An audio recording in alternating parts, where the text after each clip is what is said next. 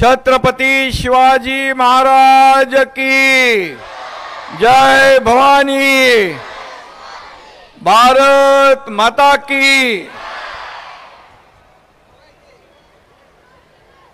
सगळ्यांना आज आपल्या भारताच्या प्रजासत्ताक दिनानिमित्त मी सगळ्यांना खूप खूप शुभेच्छा देतो आणि आपल्या देशाच्या अमृत महोत्सवी वर्षानिमित्त देखील आपल्या सगळ्यांना खूप खूप शुभेच्छा। संपूर्ण देशभरात आज प्रजासत्ताकाचा आनंद ओसंडून होतोय।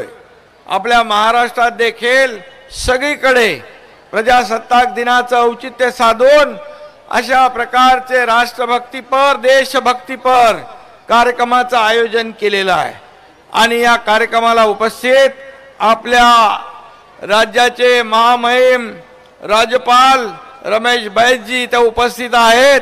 मी त्यांचंही महाराष्ट्र शासनाच्या वतीने मनापासून स्वागत करतो, त्यालाही मनापासून शुभेच्छा देतो।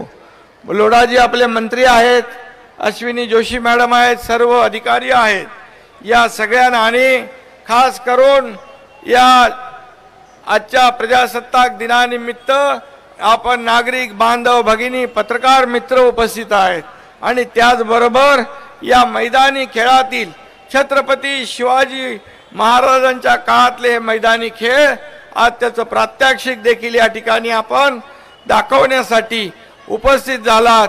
मी आपलं देखील मनापासून सर्व खेळाडूंचं स्वागत करतो, मनापासून आपल्याला शुभेच्छा देतो, मनापासून आपल्याला धन्यवाद देतो।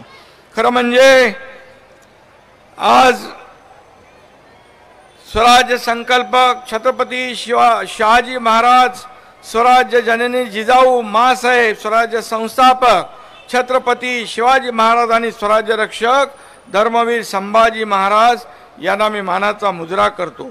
आई जगदंबेच्या भवानीच्या कोटी चरणी कोटी कोटी प्रणाम करतो आणि खरं म्हणजे या आगळ्या वेगळ्या मराठमोळ्या क्रीडा स्पर्धेत सहभागी झालेल्या तमाम खेळाडूंचं पुन्हा एकदा मनापासून मी स्वागत करतो।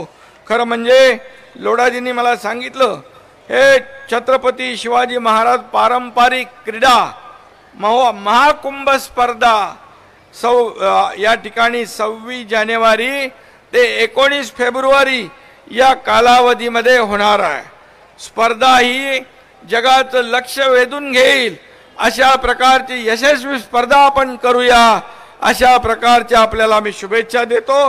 आणि खऱ्या अर्थाने आज आपण जर पाहिलं तर आखाडा कुस्ती, मल्लखांब आणि पुढं आणखी ज्या ज्या रस्सीखेच आहे, इतर खो खो आहे, पावनखिंड दौड आहे, लंगडी आहे, लगोरी आहे, लेझिम आहे, इकडे फुगडी आहे, दोरीच्या उड्या आहेत, काय हो हाँ कबड्डी आहे, विटी दांडू है।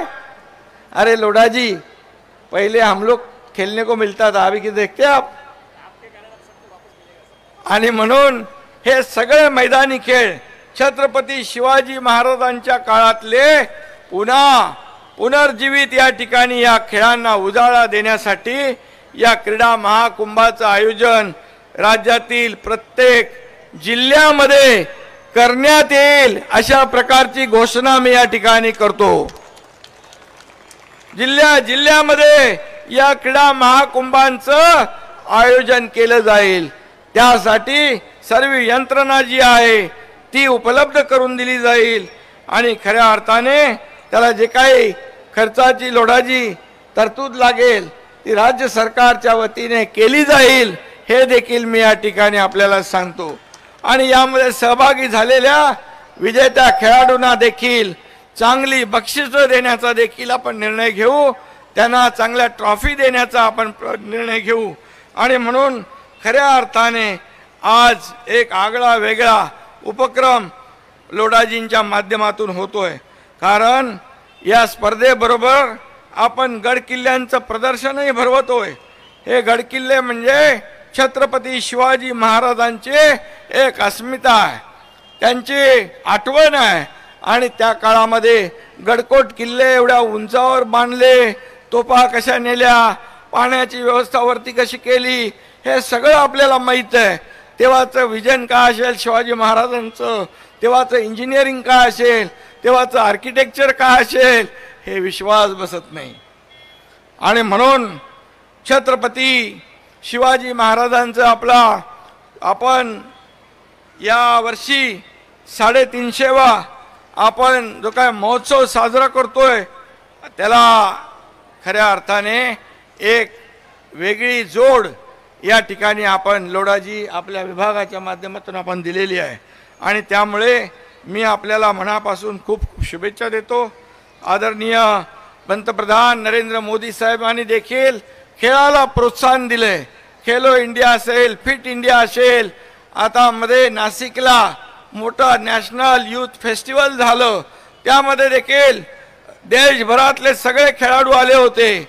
त्या मागचा उद्देश एवढाच, या खेळाला प्राधान्य दिलं पाहिजे, त्याला प्रमोट केलं पाहिजे आणि खेळाडूंना एक प्लॅटफॉर्म उपलब्ध करून दिला पाहिजे. त्यांच्यामध्ये पोटेन्शियल आहे, टॅलेंट आहे, परंतु व्यासपीठाची आवश्यकता आहे. त्यांना तिथे आपल्याला स्कोप देण्याची आवश्यकता आहे. आणि म्हणून ही मर्दानी खेळाची परंपरा महाराष्ट्राच्या लाल मातीची परंपरा आहे. आणि म्हणून दांडपट्टा मगाशी आपण बघितला, लाठीकाठी बघितली, युद्ध कलांचं देखील त्या ठिकाणी प्रदर्शन आपण पाहिलं, इथंही आपण पाहणार आहोत. आणि म्हणून मी पुन्हा एकदा मंगलप्रभात लोढाजी, त्यांचे सर्व सहकारी यांचं मनापासून खूप खूप अभिनंदन करतो, मनापासून आपल्याला शुभेच्छा देतो. धन्यवाद. जय हिंद, जय महाराष्ट्र.